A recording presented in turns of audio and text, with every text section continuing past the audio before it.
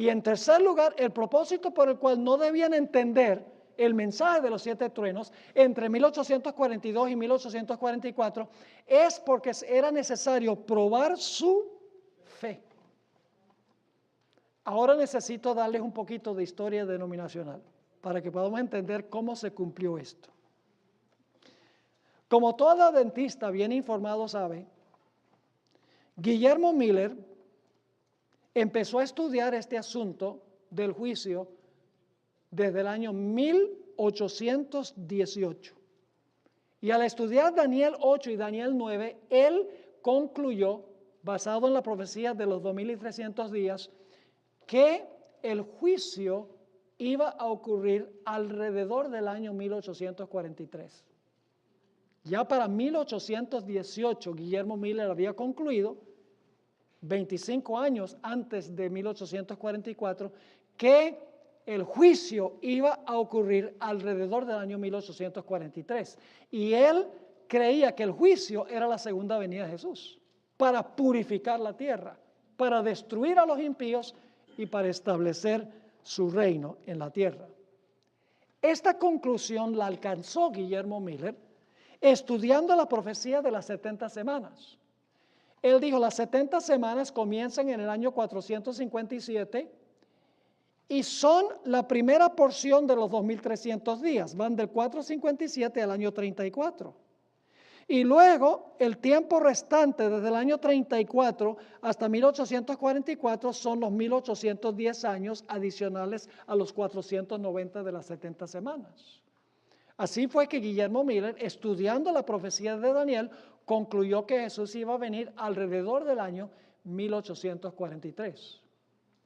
El problema es que Guillermo Miller y los milleritas no se dieron cuenta que en realidad había un problema con el año 0. Por eso Guillermo Miller dijo que Jesús iba a venir alrededor de 1843. Porque cuando uno mira el tiempo antes de Cristo, van bajando los años 5, 4, 3, 2, 1 antes de Cristo. Y luego entonces salta al año 1 después de Cristo. Es decir, el año 1 hay que contarlo ¿qué? 2 veces. Y por lo tanto no llevaba a 1843, sino que lleva ¿a dónde? A 1844. Pero los milleritas no entendieron eso. Y vamos a encontrar que era la intención de Dios que ellos no entendieran eso. Los truenos fueron sellados. Ese fue parte del mensaje de los 7 truenos, que ellos no debían entender que habían cometido un error al decir que Jesús iba a venir alrededor del año 1843. Ahora, al principio los milleritas enseñaban que Cristo iba a venir en la primavera de 1843, porque el año religioso judío empieza en la primavera. Y entonces viene la primavera, cuando comienza el año religioso judío. Pero luego, después de eso, estudiando un poco más detalladamente, se dieron cuenta que se habían equivocado y vieron que Jesús iba a venir, pensaron que Jesús iba a venir en el otoño de 1843. Y la razón por la cual concluyeron eso es porque las fiestas primaverales se habían cumplido al pie de la letra, la Pascua, el pan sin levadura, las primicias y el día del Pentecostés se habían cumplido en la fecha exacta y por lo tanto dijeron el día de expiación, la purificación del santuario sucedía en el otoño, así que Cristo viene es en el otoño del año 1843. Pero nuevamente se habían equivocado. Luego entonces pensaban que Jesús iba a venir en la primavera de 1844, cuando descubrieron el error del año 0. Pero nuevamente fueron chasqueados porque Jesús no vino en la primavera de 1844. Finalmente, el 12 de agosto de 1844, en un campestre, en una carpa en la ciudad de Exeter, en el estado de New Hampshire, un laico con el nombre de Samuel S. Snow demostró que las fiestas primaverales se habían cumplido en la fecha exacta en que se celebraba la fiesta entre los judíos. La Pascua, 14 de Nisan. Pan sin levadura, 15 de Nisan. Las primicias, 16 de Nisan. Pentecostés, 50 días después, en el 6 del mes de Sivan.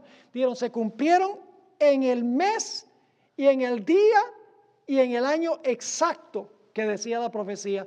Así que él dijo, por lo tanto, el día de expiación tiene que cumplirse también en el año 1844, en el otoño, porque eso es cuando el día de expiación es, y tiene que ser el día y tiene que ser el mes en que cae el día de expiación de los judíos en 1844. Y así fue que ellos se emocionaron, hubo un gran reavivamiento, porque dijeron, el Señor Jesucristo entonces viene en el gran día de expiación para purificar la tierra. No se dieron cuenta que en la Biblia la tierra nunca se menciona como el santuario. Cometieron un error. Y cuando vino el 22 de octubre de 1844, pasó ese tiempo y quedaron otra vez chasqueados.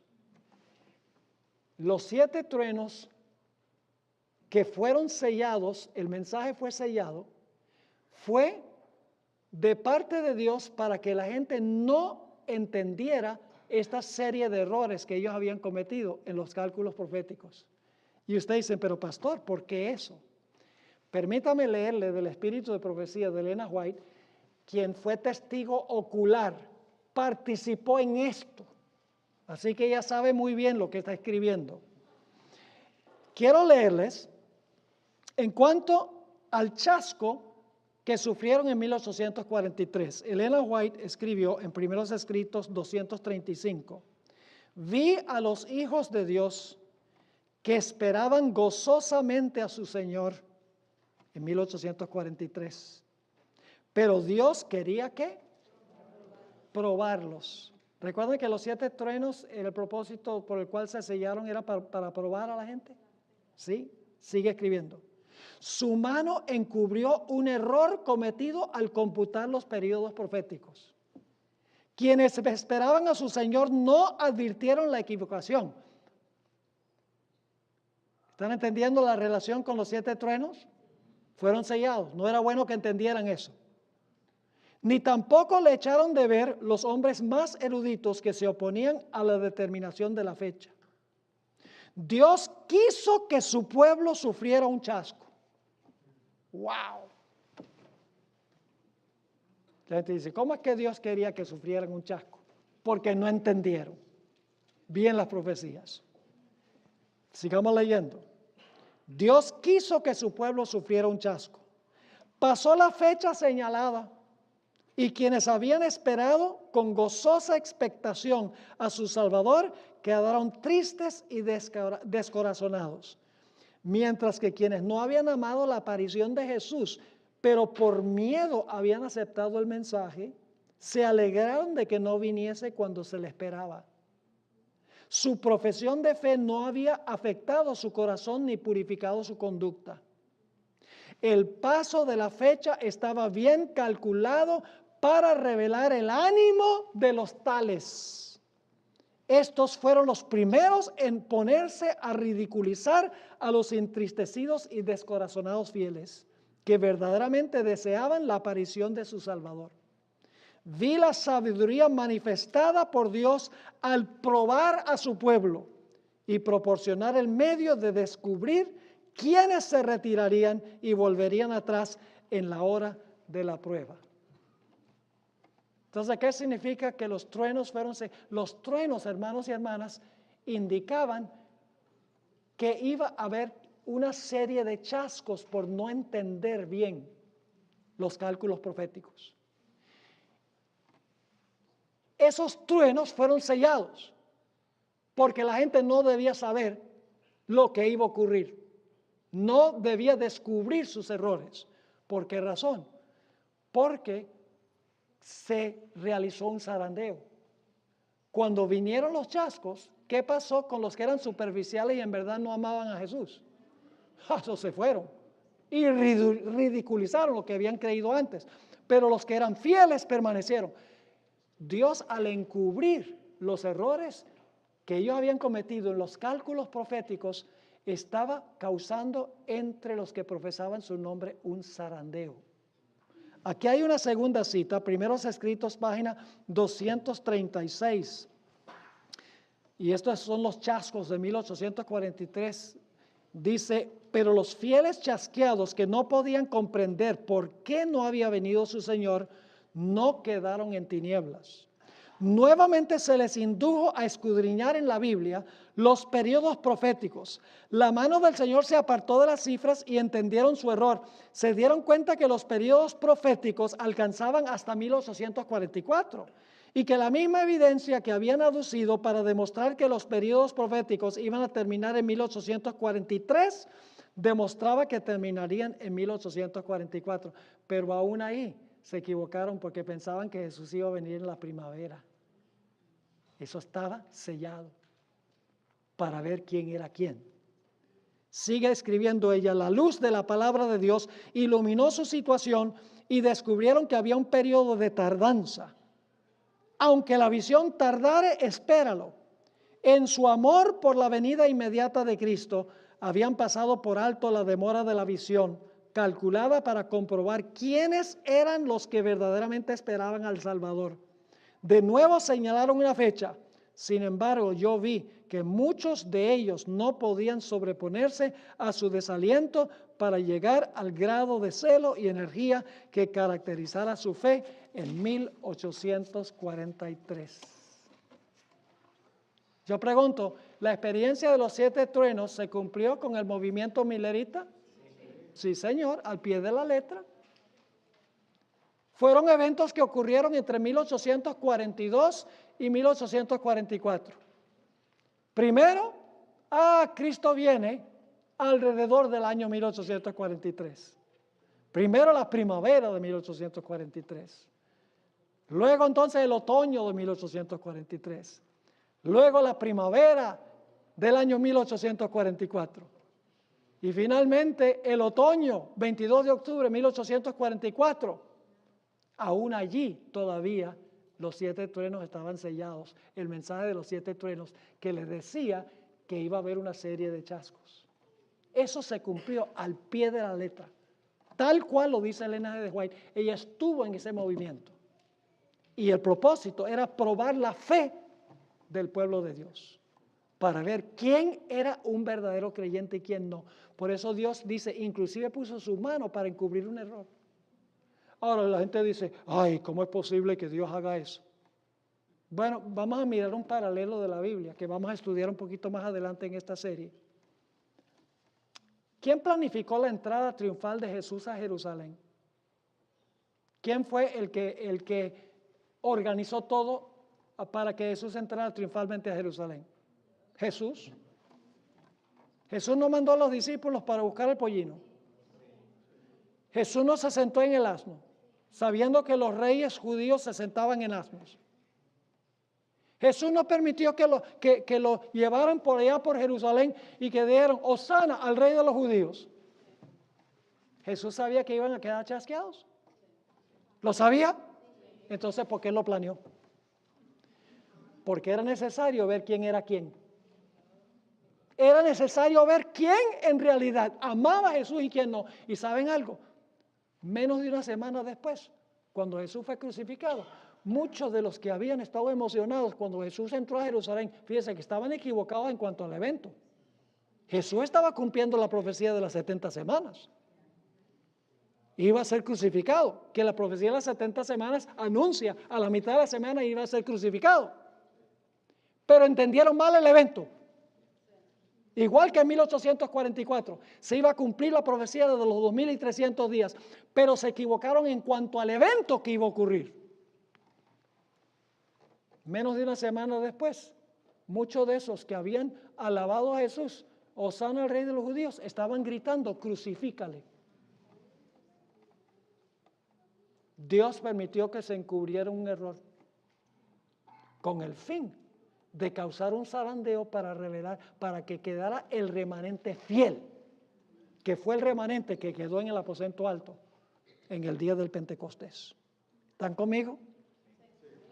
Ahora yo voy a pasar por alto la siguiente sección Una cita mal interpretada, porque me tomaría mucho tiempo tratar esa sección, pero les animo de que en el manual lean en la página 54 esa explicación, porque se ha usado una cita de la hermana White, a donde la hermana White parece decir que los 7 truenos, ella escribió en 1900 que los 7 truenos aún estaban en el futuro.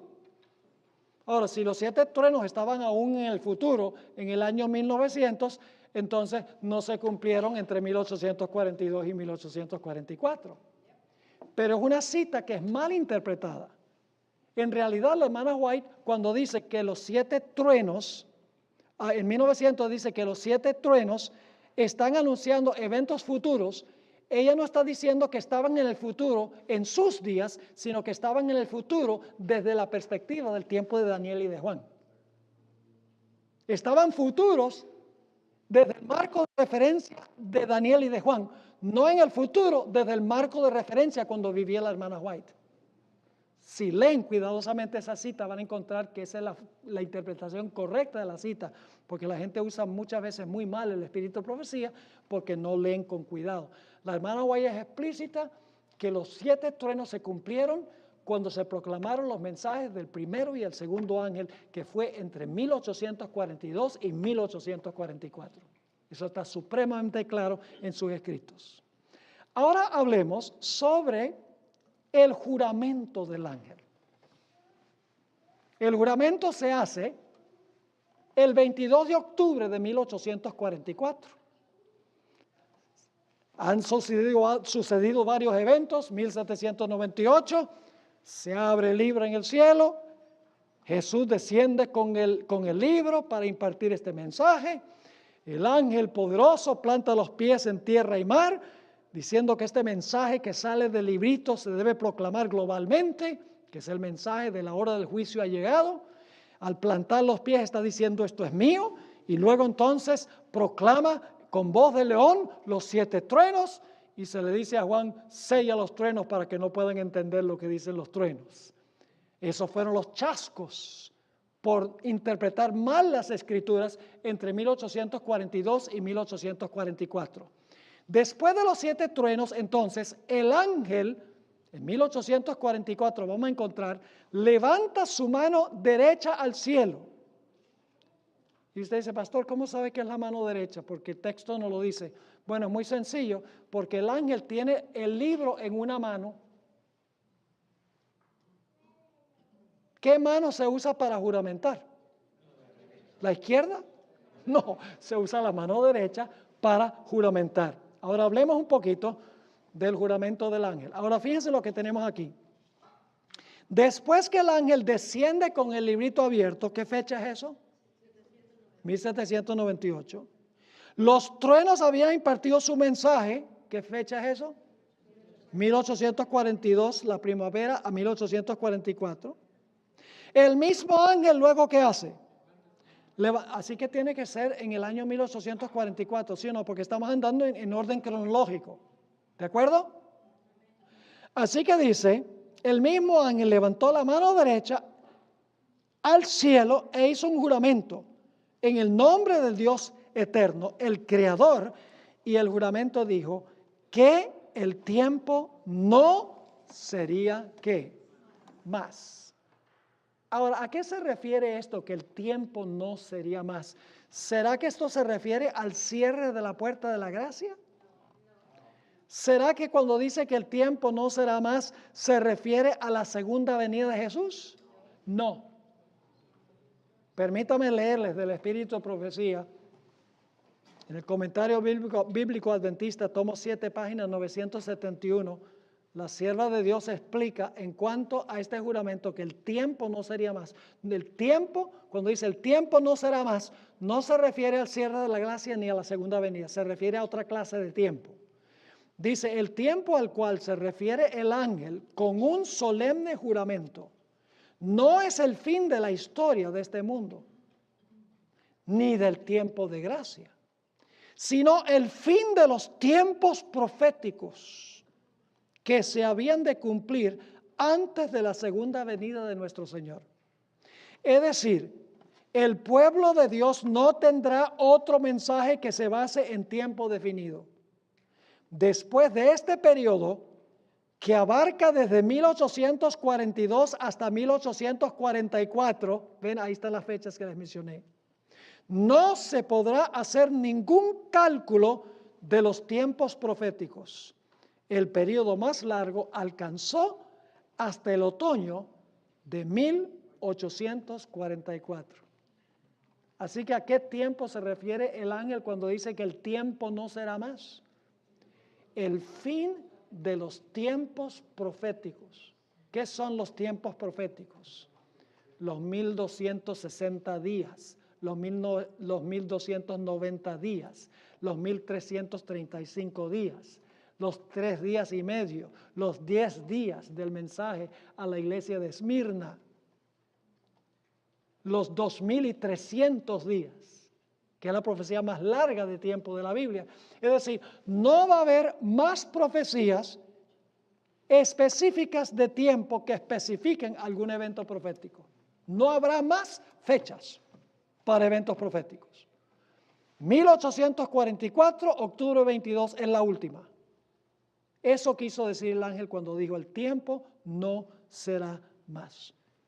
Ahora permítame leerle otra cita de la hermana White, y entonces después de eso yo voy a darles 2 razones por las cuales bíblicamente la hermana White tiene razón al decir que el tiempo que se menciona aquí son tiempos proféticos y no el fin del mundo ni el cierre de la gracia. En Mensajes Selectos, tomo 2, página 133, ustedes la tienen en el manual. Este mensaje, que el tiempo no será más, anuncia el fin de los periodos proféticos. El chasco de los que esperaban ver al Señor en 1844 fue en verdad muy amargo para los que habían aguardado tan ardientemente su aparición. Dios permitió que ocurriera este chasco y que los corazones se manifestaran. Así que dice que el tiempo no será más, se refiere al fin de los tiempos proféticos. Ahora, eso lo dice la hermana White, pero la Biblia lo corrobora. Y ustedes dicen, ¿cómo? Por 2 razones. Número 1, este juramento lo hace el ángel durante el periodo de ¿cuál trompeta? La 6ª trompeta. ¿Cuándo se cierra la gracia y termina la historia de este mundo? En la 7ª. Quiere decir que el mensaje que el tiempo no será más todavía se proclama mientras la puerta de la gracia está abierta antes de la segunda venida de Jesús. ¿Están conmigo? Sí. Segundo punto, y este es muy importante. Después que el ángel hace el juramento y Juan se come el librito y es dulce en la boca y amargo en el vientre, se le dice a Juan: profetiza de nuevo. ¿De qué vale que profetice de nuevo si se acabó el mundo? ¿Están conmigo? ¿De qué vale profetizar de nuevo si la puerta de la gracia se cerró? ¿Para qué se va a profetizar de nuevo? Por estas 2 razones sabemos que la hermana White tenía razón al decir que el tiempo no será más, se refiere a los periodos proféticos.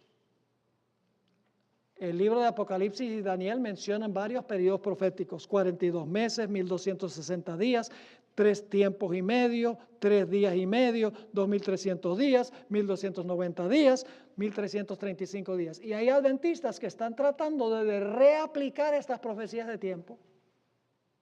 Y están diciendo, bueno, los 1290, los 1335 marcan el tiempo de la ley dominical nacional y la ley dominical internacional. Hermanos y hermanas, no hay más profecías de tiempo. No hay. Se acabaron en 1844. Es la profecía más larga.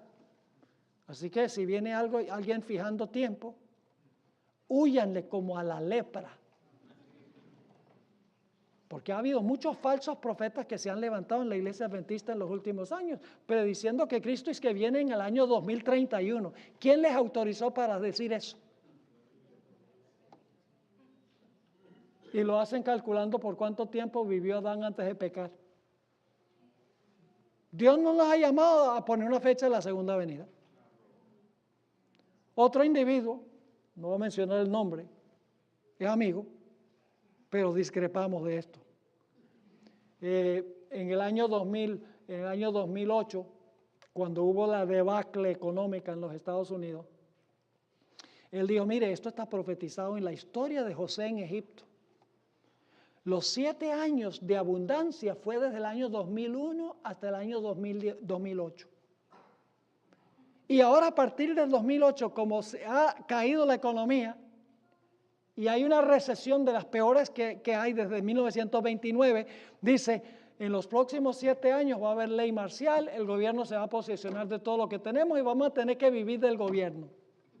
Y aquí estamos en el año 2017 y no ha pasado. Falso profeta. Y mucha gente le creyó.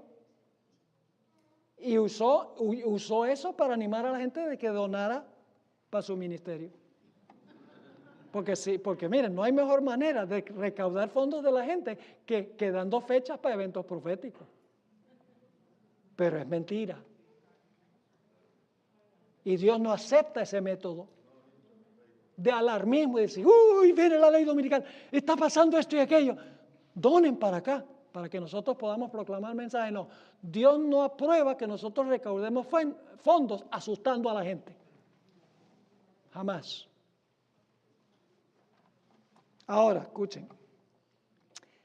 Algunas versiones de la Biblia, la mayoría de las versiones modernas, por lo menos en inglés, en vez de traducir el tiempo no será más, traducen no habrá más demora. There will no longer be any delay.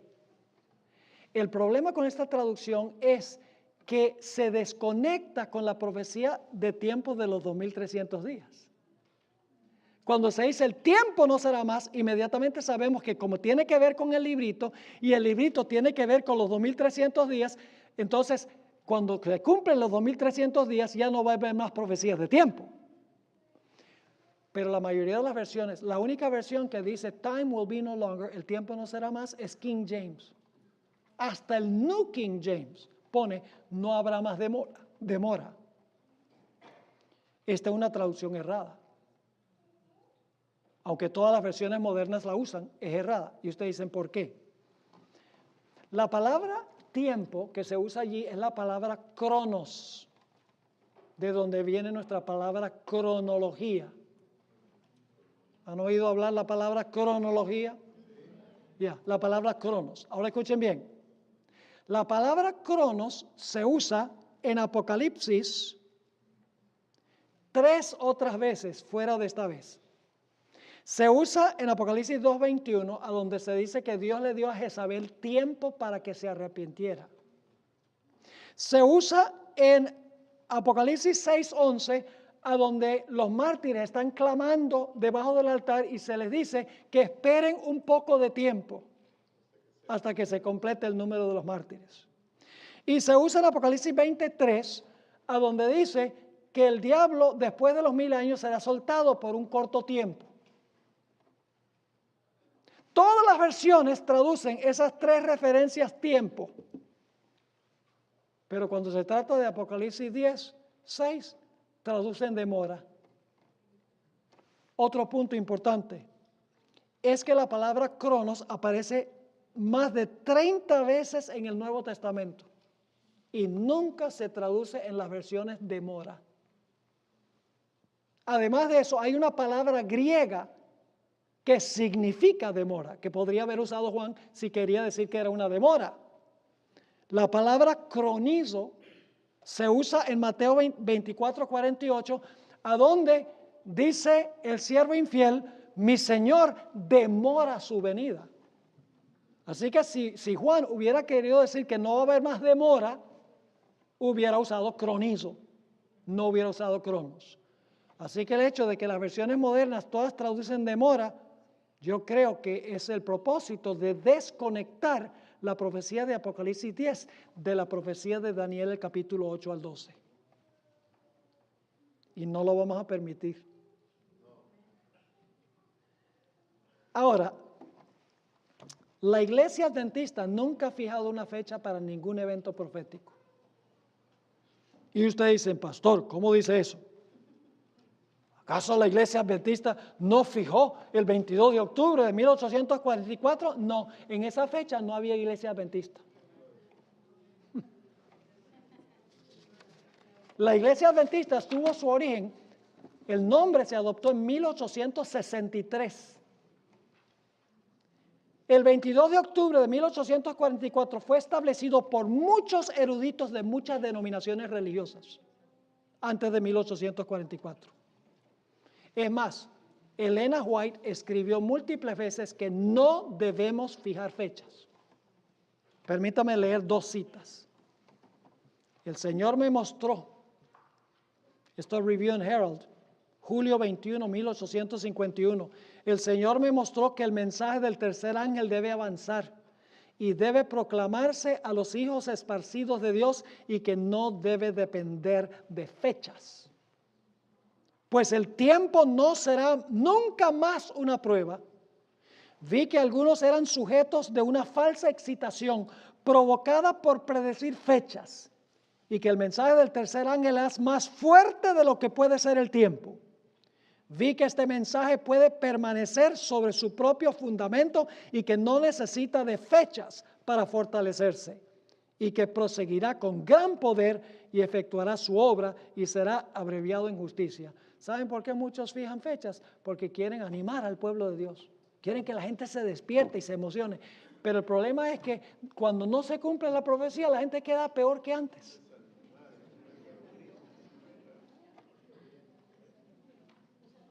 Como el niñito que decía, ¡lobo, lobo! ¡Wow! Todo el mundo venía, vamos a salvar al niño. No hay lobo. Y luego unos días después, ¡lobo, lobo! Todo el mundo venía corriendo. Y entonces después llegó un momento en que el niño dice, ¡lobo, lobo! Él dice, no le creemos, pero el lobo vino. Y se comió al niño. ¿Eh? Los adventistas nunca han fijado fecha. En otra cita, la hermana White, Mensajes Selectos, tomo 2, página 96. Y son muchas más, solo puse 2 en el manual. Tengo 7 páginas de citas de la hermana White. Solo puse 2 aquí. Dice, siempre habrá en la iglesia movimientos espurios y fanáticos, realizados por personas que pretenden ser guiadas por Dios, por aquellos que correrán antes de ser enviados y que establecerán fechas para el cumplimiento de profecías que están aún por cumplirse. El enemigo se deleita con este proceder, porque sus repetidos fracasos y su desviación de la atención hacia puntos falsos provoca confusión e incredulidad. Más claro no canta un gallo a las 3 de la mañana. Ahora vamos a terminar hablando sobre el juramento del ángel. ¿Vamos bien? ¿Están entendiendo? Ve, a medida que vamos avanzando, yo le dije que es como cuando uno empieza a armar un rompecabezas de 1000 piezas. Y dice, ¿cómo voy yo a juntar todo esto? ¡Qué enredo! Tantas piezas con tantas formas. Y uno dice, ¿cómo voy a armar yo este asunto? Pero entonces uno empieza a armar la ficha, empieza a captar el cuadro completo. Y entonces cuando ya pone la última pieza, dice, wow, ahora sí veo. Así es, estamos nosotros dando un pedacito aquí, otro pedacito allá, otro pedacito allá. Cuando se junte todo, cuando llegamos al final, entonces van a decir, qué privilegio pertenecer a la iglesia remanente del Señor. Ahora hablemos del juramento. La mitad de la página 56. Tanto Daniel como Apocalipsis mencionan el juramento del ángel. Esto demuestra que hay una conexión entre Daniel y Apocalipsis 10, porque ambos mencionan el juramento del ángel. Pero escuchen bien, mientras que en Daniel el ángel levanta la mano al cielo, levanta en realidad las 2 manos al cielo en Daniel. En Apocalipsis solamente levanta una mano. Y usted dice, pero ¿por qué entonces en Daniel el ángel cuando hace el juramento levanta las 2, mientras que en Apocalipsis levanta una? Es muy sencillo, porque en Daniel todavía no tenía el librito. En Apocalipsis ya tenía el librito en una mano. Pero cuando hizo el juramento en Daniel, el libro no se había publicado todavía. Así que en Apocalipsis levanta la mano derecha, porque tiene el librito en la mano izquierda. En Daniel, como no tiene todavía el librito, levanta las dos manos. Pero en Daniel el juramento se hace solo en el nombre del Dios eterno. Pero en Apocalipsis, este ángel poderoso hace el juramento en el nombre del Dios eterno, el creador del cielo y todo lo que está en él, la tierra y todo lo que está en él, el mar y todo lo que está en él. ¿Tiene eso alguna conexión con el mensaje del primer ángel? Vi un ángel descender del cielo, que tenía el evangelio para predicarlo a los que moran en la tierra, a toda nación, tribu, lengua y pueblo, diciendo en alta voz: temed a Dios y dadle gloria, porque la hora de su juicio ha llegado. Ahí está con la conexión con Daniel. Y adorad a aquel que hizo el cielo, la tierra, el mar y las fuentes de las aguas. El mensaje del primer ángel se encuentra en Apocalipsis 10. Porque el ángel jura en el nombre del que creó el cielo y lo que está en él, la tierra y lo que está en él, el mar y lo que está en él. Y en Apocalipsis 14, el mensaje del primer ángel proclama el juicio y entonces invoca al creador del cielo, la tierra y el mar. Ahora, ¿qué nos llega a la mente cuando nosotros pensamos que el mensaje del primer ángel y el mensaje del ángel de Apocalipsis 10 invoca al Dios creador? ¿De qué nos hace pensar eso? Nos hace pensar que Dios está restaurando el mandamiento que atrae la atención al creador. ¿Saben dónde se menciona que Dios Él creó el cielo, la tierra, el mar y todas las cosas que en ellos hay? ¿Dónde está? En el cuarto mandamiento. ¿Esta es una insinuación al cuarto mandamiento? En Génesis dice que creó los cielos y la tierra y luego el séptimo día estableció el sábado. Quiere decir que los que proclamen este mensaje van a proclamar no solo que la hora del juicio llegó, sino que van a proclamar también el sábado. ¿Y saben lo que es interesante? Poco después de 1844, después de entrar al lugar santísimo con Jesús, después que entendieron la razón del chasco, entendieron que Jesús no iba a venir a la tierra, sino que iba a empezar el proceso de purificar el santuario, de examinar las vidas de todos los que profesaron a Jesús, el juicio investigador de Daniel 7. Entendieron que la fecha estaba correcta, pero el evento lo habían entendido mal. Ahora, ellos entran con Jesús al lugar santísimo, lo siguen en su obra en el lugar santísimo. Y cuando llegan al arca del pacto, esto lo vamos a mirar en otras presentaciones más adelante, cuando entran al lugar santísimo ven el arca del pacto. Y entonces van al Antiguo Testamento y dicen, bueno, ¿y qué es lo que estaba en el arca del pacto? Los 10 mandamientos estaban en el arca del pacto. Y el arca terrenal era una copia del celestial. Entonces, ¿qué debe estar en el arca celestial? Los 10 mandamientos. Entonces, los 10 mandamientos no fueron clavados en la cruz. Y luego estudia más y dice, ¿y qué se encuentra en el centro de la ley de Dios? El sábado. Y entonces, ¿por qué razón es que el mundo cristiano guarda el domingo? No solo eso, sino que al entrar al lugar santísimo dicen, ahora entendemos que ha comenzado el juicio. El mundo cristiano dice el juicio es cuando una persona se muere. Pero cuando entran al lugar santísimo dicen, no, se va a investigar los casos de todas las personas mientras están muertos. Y finalmente a los vivos. Descubrieron dentro de poco tiempo la Reforma Pro Salud, el pote de maná. Tenía un doble propósito. Primero, tenía el propósito de demostrar que el sábado es una prueba, si estamos dispuestos a caminar en la ley de Dios. Ustedes pueden leerlo en Éxodo 16. La hermana White dice que el sábado será la gran prueba final. Y eso viene de Éxodo 16, donde Dios dice, les voy a dar maná para probarlos a ver si andan en mi ley o no. Esa es la primera lección del maná. Ellos lo descubrieron. Segunda lección que Dios quería enseñar con el maná es la vida saludable, la dieta vegetariana. Y ustedes dicen, ¿dónde se encuentra eso? En Números 11. El pueblo se cansó del maná, de la comida que Dios les había dado. ¿Qué comida nos ha dado Dios a nosotros? Chuleta de cochino, langostas, langostinos. Mire, yo no entiendo cómo los cristianos dicen, está bien comer carne de puerco. Miren, hermanos, los nombres, cochino, marrano, puerco, el puro nombre le dice a uno qué es. La gente come porquerías. Eso viene de la palabra puerco, por si acaso no lo sabían.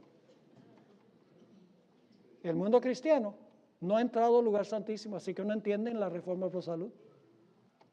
Pero los pioneros sí, dieron el pote de maná, indica la reforma pro salud, porque el pueblo dijo, no queremos la dieta que Dios nos dio, lo que queremos es carne. Y le insistieron a Dios y decían, ¿ustedes quieren carne? Ok, está bien, les doy carne. Y les mandó codornices. Y se atragantaron de codornices, hasta que le salían por las orejas, simbólicamente, ¿no? Y se enfermaron y hubo una mortandad entre el pueblo, porque no obedecieron lo que Dios había dicho concerniente a la dieta. Los pioneros, cuando entraron al lugar santísimo en 1844, descubrieron todas las verdades distintivas de la iglesia adventista del séptimo día. La ley, el sábado, el juicio, la reforma pro salud y el estado de los muertos también. ¿Saben cómo descubrieron el estado de los muertos? Muy sencillo. Si el juicio comenzó en 1844 y se empiezan a juzgar los que profesaron el nombre de Cristo, entonces nadie se fue al cielo ni al infierno cuando se murieron. ¿Entienden? ¿Qué dice el mundo cristiano en cuanto al juicio? Cuando te mueres, si te portaste bien, vas para el cielo, si no, vas al infierno. ¿Qué dice la ley? Clavada en la cruz. ¿Qué dice del sábado? Para los judíos. ¿Qué dicen de la comida? Dicen, la oración santifica lo que Dios maldijo.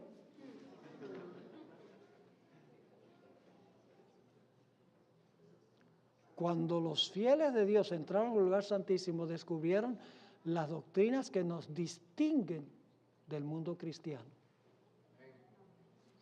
Y ese es el mensaje que hemos sido llamados a proclamar al mundo.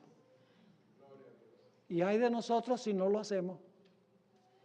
No somos una iglesia del montón. No somos cualquier iglesia. No tenemos razón para borrar nuestra identidad. Pero ¿saben cuál es uno de los problemas que tenemos en la iglesia? Que nada de esto se le enseña a la gente que entra a la iglesia. La mayoría de los que entran a la iglesia no saben nada de la historia de la iglesia adventista. A duras penas le damos la fe de Jesús, si es que se la damos. Y entran a la iglesia, sí es la iglesia que guarda el sábado.